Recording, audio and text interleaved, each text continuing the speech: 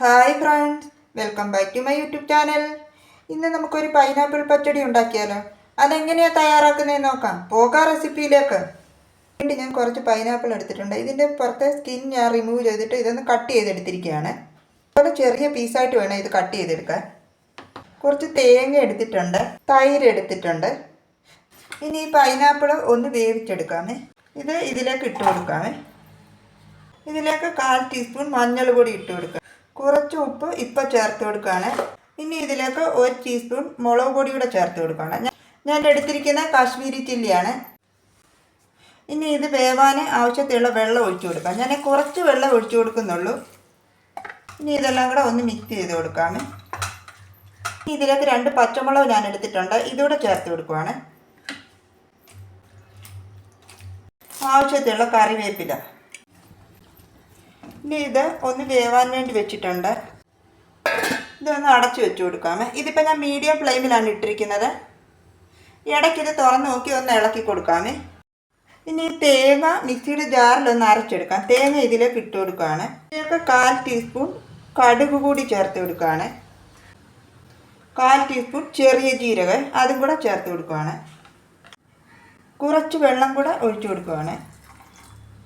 ഇതിലേക്ക് ഞാൻ കുറച്ച് വെള്ളം ഒഴിച്ചു കൊടുത്തിട്ടുണ്ട്. ഇത് നല്ല ഫൈനായിട്ടൊന്ന് അരച്ചെടുക്കാമേ. തേങ്ങ നല്ല ഫൈനായിട്ടൊന്ന് അരച്ചെടുത്തിട്ടുണ്ട്. ഇനി ഇത് തുറന്ന് നോക്കി ഒന്ന് ഇളക്കി കൊടുക്കാമേ.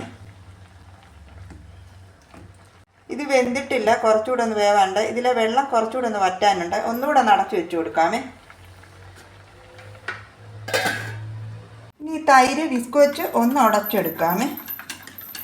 ഇതിലെ കട്ടകളൊക്കെ ഒന്ന് മാറ്റിയെടുക്കാമേ. തൈര് ഞാൻ ഒന്ന് ഉടച്ചെടുത്തിട്ടുണ്ട്. ഇതിൽ വെള്ളമെല്ലാം ഒന്ന് വറ്റിയിട്ടുണ്ട്. ഇതൊന്ന് വെന്തിട്ടുണ്ട്. ഇനി ഇതിലേക്ക് ഈ തേങ്ങ ചേർത്ത് കൊടുക്കാമേ.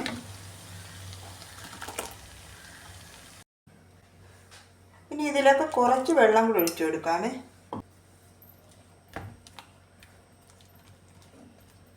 നന്നായിട്ടൊന്ന് തിളപ്പിച്ചെടുക്കാമേ.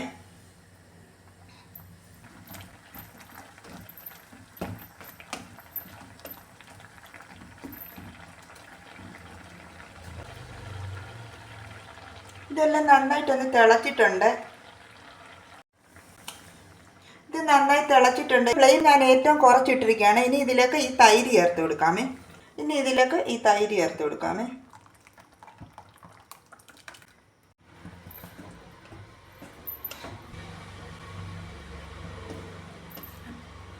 തൈര് ചേർത്ത് കൊടുത്തു കഴിഞ്ഞാൽ പിന്നെ തിളപ്പിക്കരുത്. ചെറിയ രീതിയിലൊന്ന് ചൂടാക്കി എടുക്കുകയാകാവൂ.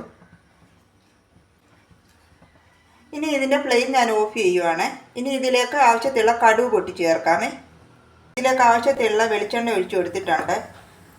കടുക് ഇട്ട് കൊടുക്കാമേ. കടുകെല്ലാം പൊട്ടി വന്നിട്ടുണ്ട്. ഈ വറ്റൽമുളകും കറിവേപ്പിലയും കൂടി ഇട്ട് കൊടുക്കാം.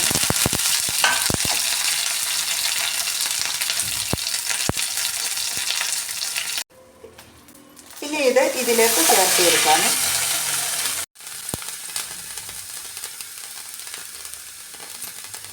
ഇതെല്ലാം കൂടെ ഒന്ന് മിക്സ് ചെയ്ത് കൊടുക്കാം.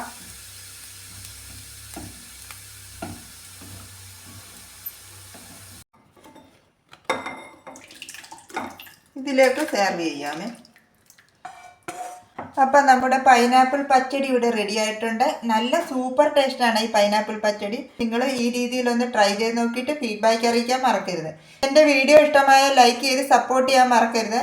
നിങ്ങൾ എൻ്റെ വീഡിയോസ് ആദ്യമായിട്ടാണ് കാണുന്നതെങ്കിൽ പ്ലീസ് എൻ്റെ ചാനൽ ഒന്ന് സബ്സ്ക്രൈബ് ചെയ്ത് സപ്പോർട്ടും കൂടെ ചെയ്തേക്കണേ.